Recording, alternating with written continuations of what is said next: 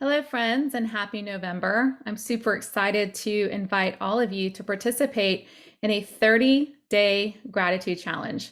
For anyone who knows me, you know that I love November and December, for a matter of fact. And I love talking about one of my favorite topics this time of year, gratitude.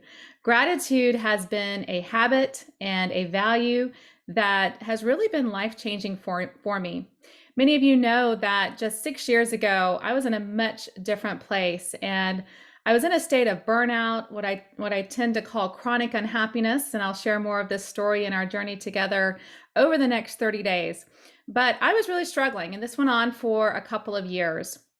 During that time period, I was led to the work of Shawn Achor, and frankly, the field of positive psychology and the greats like Martin Seligman and Dr. Tal Ben-Shahar, Gretchen Rubin, and many others. And one of the things that really stuck out with me is that you become what you repeatedly do. You become your habits. And that actually comes from James Clear. But in the field of positive psychology, there is a real focus on gratitude being one of the top habits that can actually help you to feel happier, that can help you to feel a little bit more joy, that can help to build your optimism and your positivity. And I was thinking about, as we head into November this year, many of us over the last 18 months, it's been tough, right? This pandemic and all the divisiveness and the sickness and the fear and the worry and the nonstop media circus and just all the things in our world that have been draining and exhausting. A lot of us had to really shift the way that we live, lead, work, and play. And I feel like as we look around today, I just see a lot of people, including myself, that have just lost a little bit of their mojo, lost a little bit of their light, and are just feeling like they're in a funk. And so, one of the habits that I've been integrated daily for the past really few years is something I call the GLAD challenge. And so, I wanted to invite you guys to participate in this with me. This is something I do daily, it's a daily habit. And when I first started implementing this habit about 6 years ago in a slightly different format, I will tell you that it was life changing. And within about 13 to 15 days, I really did start to see the world and other people differently. It was kind of like putting on a new pair of glasses that helped me to just see more of the good and more of the positive and more of the light in myself and in the world around me. And so let me tell you a little bit about the GLAD challenge. It's really simple. For 30 days, you are going to use a journal. You could use a paper journal, or I prefer what's called the Day One app. It's a journaling app that's good across all of your devices. And what you do is every single day, you write down this acronym, GLAD, and you capture what is one thing I am grateful for and why. When you think about the L, what is one thing I learned or accomplished today?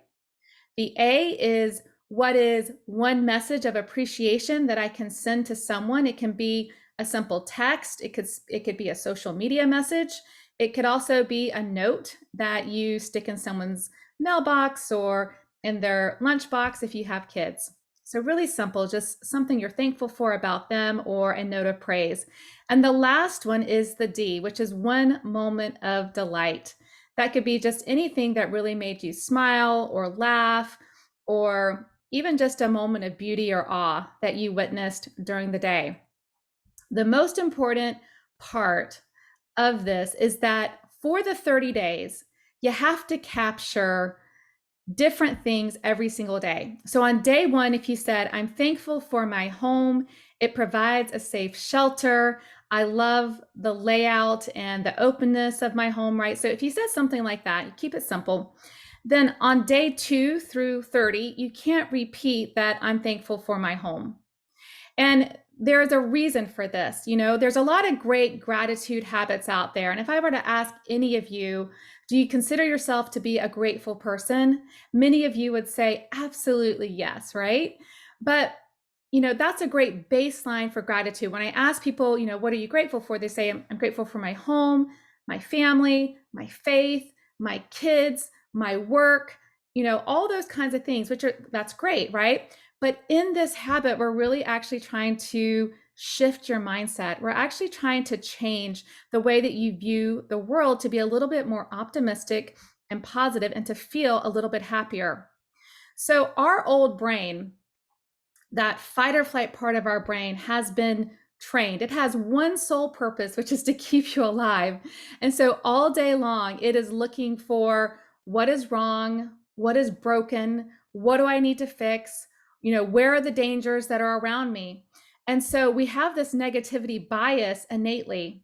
And particularly over the last 18 months, because of the constant state of chronic stress that many of us have been experiencing, that negativity bias has gotten stronger, but it's also gotten stronger collectively in our world. If you turn the news on for even 5 minutes, you know that the joy can just be sucked out of you. And so it's important that we retrain our brain to start to look for and notice more of the good in the world around us and also in ourselves. And so I'll be sharing more about this habit and the brain science behind it, as well as many other gratitude strategies, meditations, tools that you could be implementing into your life if you truly do want to shift your mindset and be able to head into 2022 with a whole new perspective and with more of your light and joy and just, excitement back into your life. And so please join me. If you want to join the challenge, I encourage you to actually sign up for it at bit.ly, and then it's the GLAD Challenge. So thank you, my friends. I hope you'll join me. Take care, and as always, be well.